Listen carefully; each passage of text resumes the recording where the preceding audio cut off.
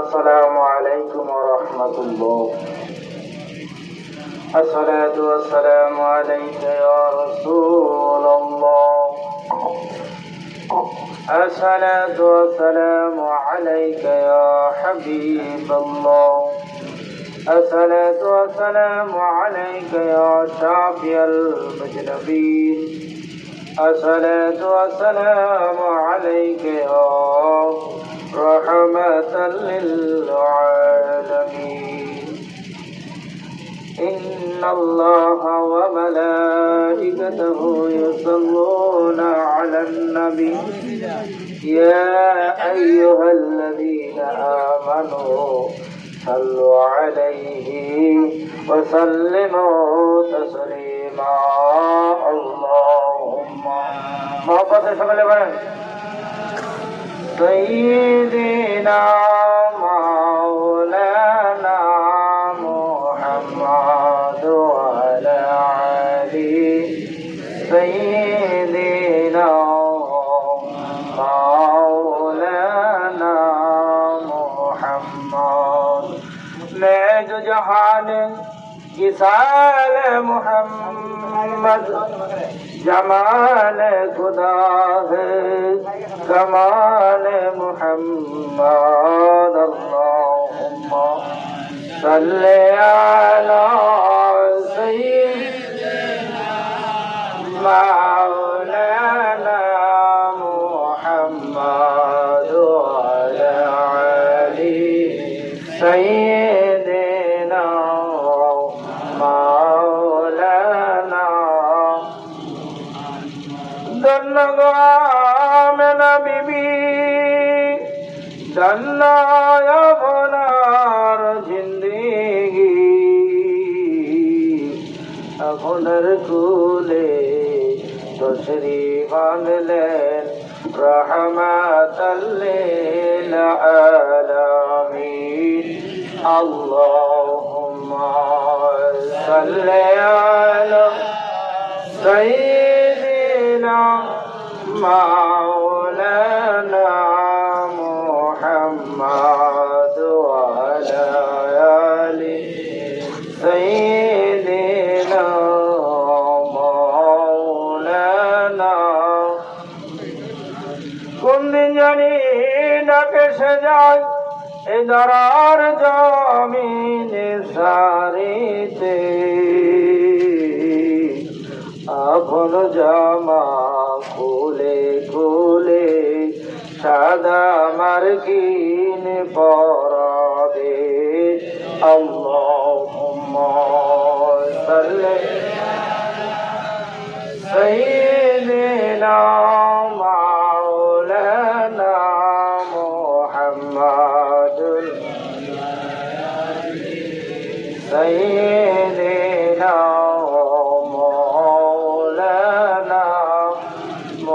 محمد. لا إله إلا محمد. لا إله إلا الله. لا إله إلا الله. لا إله إلا الله. لا إله الله. لا إله إلا الله. لا إله إلا الله. কেন মুমিন প্রেম খেলা মারার আগে মরণ বালা. কেন মুমিন প্রেম খেলা মারার আগে মরণ বালা. জীবিত কালে মরতে পারলে জীবিত কালে মরতে পারলে গসিমে জালা. লা ইলাহা ইল্লাল্লাহ. লা ইলাহা ইল্লাল্লাহ. লা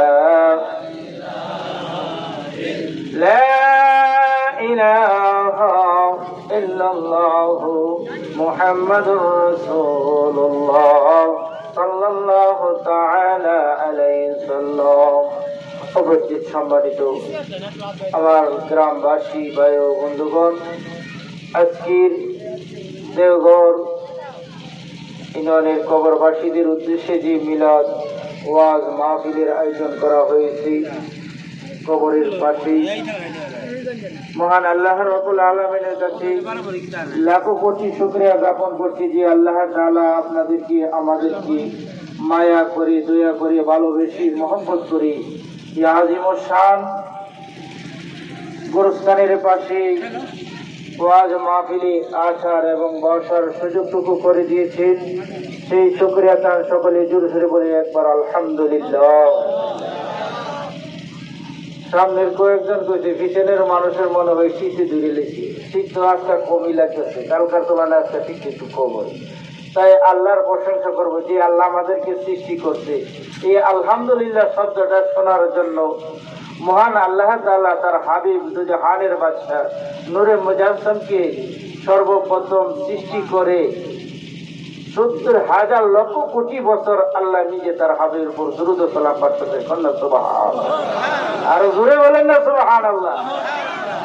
এই আলহামদুলিল্লাহ সুবহানাল্লাহ এতে কি বললে গুনাহ না সওয়াব, লাভ না লস? লাভ যদি হয়, একমাত্র আল্লাহ তাআলা তার হাবিবকে ডাকছেন, হাবিবকে সৃষ্টি করে ডাকছেন যে হ্যাঁ বন্ধু, আপনার উপর দুরূদ ও সালাম পড়ছেন, এমনই ভাবে পড়ছেন। আল্লাহ তাআলা কোরআনে পাকে ছোট্ট একটি আয়াতে কালেমা তেলাওয়াত করেছি যে আল্লাহ তার হাবিবকে নিয়ে, তার হাবিবের উপরে, তার ফেরেশতাদেরকে নিয়ে তার হাবিবের উপরে দুরূদ ও সালাম পাঠ করিতে থাকবে, সমস্ত ফেরেশতাদেরকে নিয়ে। এবং বলতেছেন, হে ইয়া আইয়ুহাল্লাযিনা আমানু, হে ঈমানদারগণ, হে মুমিন বান্দাগণ, তোমরা কি করো? আমার হাবিবের উপর দুরূদ ও সালাম পাঠ করো। সুবহানাল্লাহ। তাই ভাই ও বাবারা, আল্লাহ তাআলা আমাদেরকে সৃষ্টি করতে একমাত্র আল্লাহর ইবাদত বندگی করার জন্য। এই যে আমাদের এই গোরস্থান কবরবাসীদের উদ্দেশ্যে আজকে আমাদের যে ইমানি নুরানি জলসা মাহফিল আয়োজন করা হয়েছে, এই ওয়াজ মাহফিলের প্রধান সভাপতি যিনি আমাদের দেওঘর মসজিদ ইমাম সাহেব, যে খতিব, ওনাকে স্মরণ করছি যে ওনার যে অবদান আমাদের এই দেওঘরের মধ্যে, আমরা এই পর্যন্ত যতজন অনেক ইমাম সাহেব এসে গেছেন, তাই আল্লাহ তাআলাকে ওনাকে হায়াত দারাজ করুন। উনি আমার বন্ধু মানুষ, আমি ওনার জন্য দোয়া করি। আমি শুধু দোয়া চেয়েছি। আমি এলাকারই সন্তান, অনেকে আমার চিনে, নামে চিনে, কিন্তু ফেস টু ফেস সকলে চিনে না, কারণ আমরা দেশে থাকি না। যেহেতু দেশের বাইরে লেখাপড়া করছি, বাইরে থাকি, দেশে খুব কম আছে। তাই আপনাদের কাছে দোয়া চাওয়ার জন্য এসেছি। আমাদের পূর্বপুরুষগণ এই গুরুস্থানের শহীদ আছে, তাই কবরবাসীদের উদ্দেশ্যে ২-৩টি কথা বলেই আমি আপনাদের কাছে বিদায় নিব। অনেক আলেম ওলামা আছেন, অনেক দাওয়াতি মেহমানরা আছেন, সময় মাত্র অল্প ২০ মিনিট সময় দিয়েছেন। তাই আপনাদের কাছে মিনমিন কতগুলা কথা বলবো যে আমরা আল্লাহ রাসূলের প্রেম মহব্বত অন্তরে সৃষ্টি করব, পাকে পঞ্চজনকে অনুসরণ করে আমরা আওলাদে রাসূলকে মহব্বত করব, ভালোবাসবো। এইটাই মূল উদ্দেশ্য। যতক্ষণ না পর্যন্ত আল্লাহ রাসূলকে মহব্বত, প্রাণের স্মৃতি, জানের স্মৃতি বেশি মহব্বত না করবেন, ততক্ষণ পর্যন্ত আপনি পরিপূর্ণাঙ্গ ইমানদার হতে পারবেন না। আর ইমানদারের জন্য হয়েছে নামাজ, ইমানদারদের জন্য হয়েছে ইবাদত বندگی, রোজা, হজ, যাকাত। আর যারা বেঈমান মুনাফিক আছে, তাদের সম্বন্ধে আল্লাহ তাআলা কোরআনে পাকে বলছেন, ইমানদারকে ধোঁকা দেওয়ার জন্য, ইমানদারের পিছনে ভালো মন্দ সৃষ্টি করার জন্য তাদের পিছনে লেগে থাকবে। আল্লাহ রাসূলের সম্মান গাইতে গেলে একদল মানুষ আছে, তারা চেহারাটা কালো করে ফেলায়, মনটা বেজার করে ফেলায়। আপনারা মন দিয়ে কালো করেন, বেজার করেন। আল্লাহ রাসূল সাল্লাল্লাহু আলাইহি সাল্লামকে ভালো না বাসলে, মহব্বত না করলে, আপনি কবরে, মরণে, হাসরের ময়দানে কোথাও গিয়ে কোনো শান্তি পাবেন না। তারও আল্লাহ রাসূলের গুণ কীর্তন কই, কিন্তু আল্লাহ রাসূলের গুণ কীর্তন কই আল্লাহ রাসূলের সম্মান কমানোর জন্য। আর আমরা যারা আছি মুমিন ব্যক্তি, যারা ইমানদার, নবীর প্রেমিক, রাসূলের প্রেমিক, রাসূলের আশিক, তারা রাসূলের সম্মান বাড়ানোর জন্য আমরা ওয়াজ মাহফিল করি, মিলাদ মাহফিল করি, 11 শরীফ পালন করি। গাউসে পাকের নামে আমরা আজকে এই ওয়াজ মাহফিলটা আমরা চাবো। এলাকাবাসীর কাছে আমার একটাই অনুরোধ থাকবে, আজকে যে অক্লান্ত পরিশ্রম করে এই আয়োজন করছে, প্রতি বছর আমরা এটা চাই কিনা? একবারকে বলেন, আমরা প্রত্যেক বছর এই গুরুস্থানের মাহফিল চাই কিনা? বলেন নারায়ে তাকবীর, নারায়ে তাকবীর, নারায়ে রিসালাত, নারায়ে রিসালাত, ইয়া গাউসুল আজম। গাউসে পাকের স্মরণে আমরা এই কবরবাসীদের জন্য, কবরবাসীদের স্মরণে আমরা এই মিলাদ মাহফিল, এই ওয়াজ মাহফিলের ব্যবস্থা করেছি। যে আমাদেরকে আল্লাহ তাআলা সৃষ্টি করছে, এই দিক দিয়ে আমি ছোট একটি কথা বলেই আমার আলোচনা শেষ করে দিব। যে আল্লাহ রাসূল পাক সাল্লাল্লাহু আলাইহি সাল্লামকে সর্বপ্রথম আল্লাহ তাআলা সৃষ্টি করতে কি দিয়ে? আল্লাহ তাআলা কোরআনে পাকে বলতেছেন সুস্পষ্ট যে কাদ জাআকুম মিনাল্লাহি নূরুন ওয়া কিতাবুম মুবিন।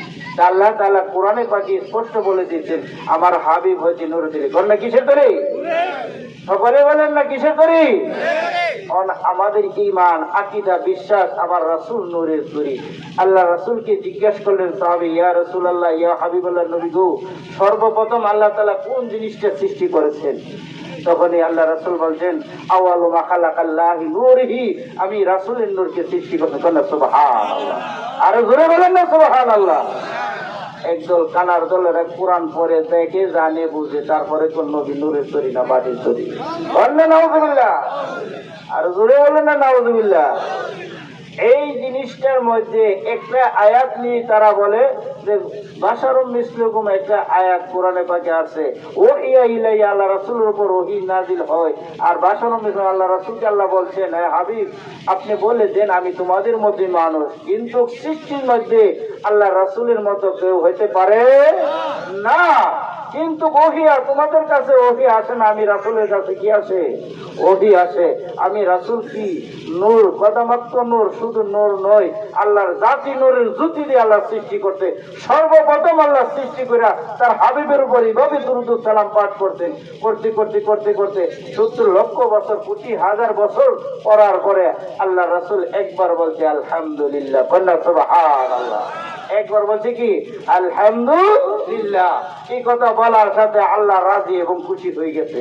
আল্লাহ বলে, হাবিব আমি আপনাকে সৃষ্টি করার স্বার্থ এই হয়ে গেছে, আমি আল্লাহর সৃষ্টি করতে হবে, আমি যে একজন আল্লাহর এত ক্ষমতাবান, আমি আপনাকে সর্বপ্রথম আসমান জমিন লৌহ কলম আরশ কুরসি কোনো কিছু সৃষ্টি করি নাই, সর্বপ্রথম আপনার নূরকে, আমার নূর হইতে একটি টুকরা আলাদা করছি। কোন ভায়া কোন সূরা ইয়াসিনের মধ্যে আছে, না অনেক আলেম ওলামারা আছেন, হাফেজ সাহেবরা আছেন, যে হয়ে যাও, হয়ে গেছে, কাদে জাকুম মিনাল্লাহি নূর, আমি আল্লাহ রাসূল, আল্লাহর নূর হইতে আল্লাহ রাসূলের নূরকে আলাদা করতে ছোট্ট একটি নূরের টুকরা।